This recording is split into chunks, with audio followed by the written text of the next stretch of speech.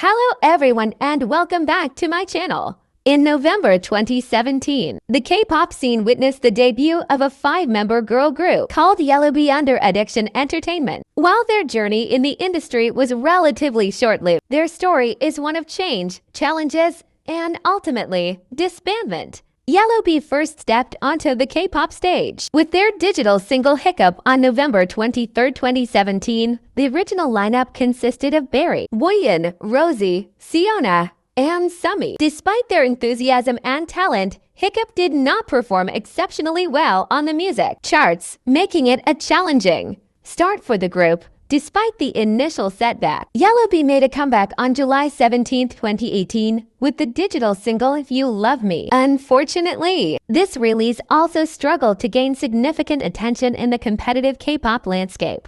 In June 2019, a major announcement shook the Yellowbee fandom. Addiction Entertainment revealed through their Instagram account that all members of Yellowbee were going to be replaced. The new lineup included Ryahi, Annie, Ari Soy, and Seolha made their official comeback on June 27th with the single DVD. This marked a fresh start for the group, with high hopes for a brighter future.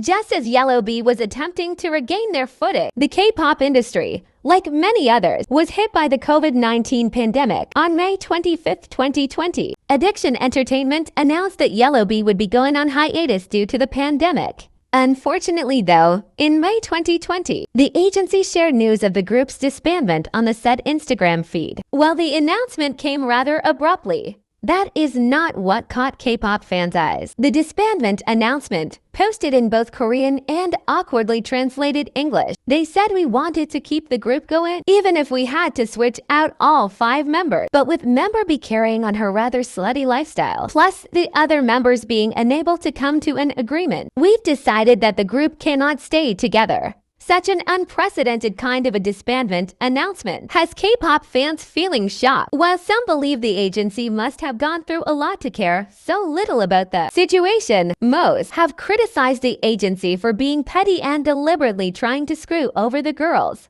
But former Yellowbee member Ari took to her Instagram account to refute that. On the contrary, the agency claimed that the member was promiscuous, but I don't know what the agency thinks that word means. It wasn't the member who was promiscuous, but rather the agency. There were acts of sexual assault by an employee and manager of the agency. And that employee even dragged a member away to a practice room and tried to engage in sexual relations. And on top of that, everybody was there when it happened. But it was only the members who tried to stop her from getting dragged away. They also told us to call them Appa and touched our thighs. And a former manager even said, "Let's go to a motel so I can give you a baby but it's up to you to find the father." And when we had to go to Japan for our activity, the CEO said he was the only one available to drive us to the airport for our 5 a.m. flight. And once he got us there, he gave us a card and told us to buy the tickets ourselves and fly over to Japan.